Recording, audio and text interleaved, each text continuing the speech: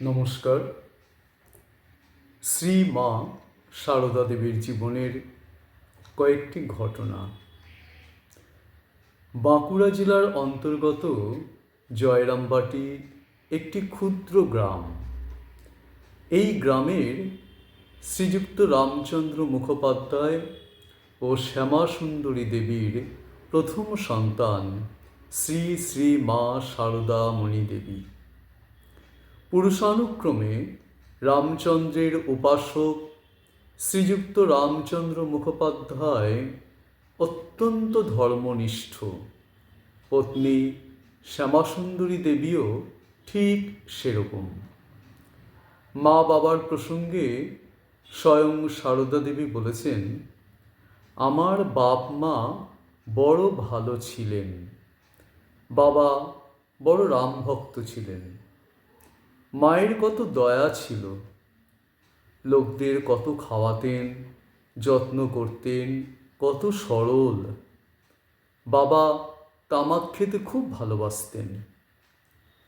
তা এমন সরল অমায়িক ছিলেন যে যে কেউ বাড়ির কাছ দিয়ে যেত ডেকে বসাতেন আর বলতেন, বসো ভাই, তামাক খাও।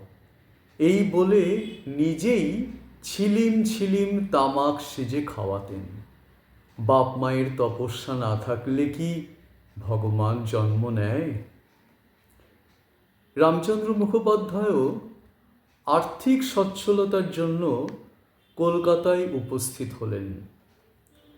স্বামী কাজের খোঁজে শহরে গিয়েছেন। শ্যামাসুন্দরী তাই বাপের বাড়ি শিহরে। জয়রামবাটির কাছেই এই শিহর। সেখানে শ্যামাসুন্দরী দেবীর এক অদ্ভুত অভিজ্ঞতা হলো। একদিন অসুস্থ অবস্থায় অন্যান্য গ্রাম্য বধূর মতোই পুকুরের পাড়ে শৌচে গেছেন শ্যামাসুন্দরী দেবী। প্রায় সংজ্ঞাহীন অবস্থা। এমন সময় কুমোরদের পোয়ানের মাটি শুকোবার স্থান কাছে ঝনঝন শব্দে সচকিত হয়ে উঠলেন তিনি। তাকিয়ে দেখলেন, সামনের বেলগাছ থেকে একটি শিশু কন্যা নেমে এলো এবং তার নরম কোমল দুটি হাত দিয়ে শ্যামাসুন্দরীর গলা জড়িয়ে ধরে বলল, আমি তোমার ঘরে এলাম মা। শ্যামাসুন্দরী সংজ্ঞাহীন হয়ে পড়লেন। জ্ঞান ফিরলে অনুভব করলেন ওই কচি মেয়েটি যেন তার গর্ভে প্রবেশ করেছে।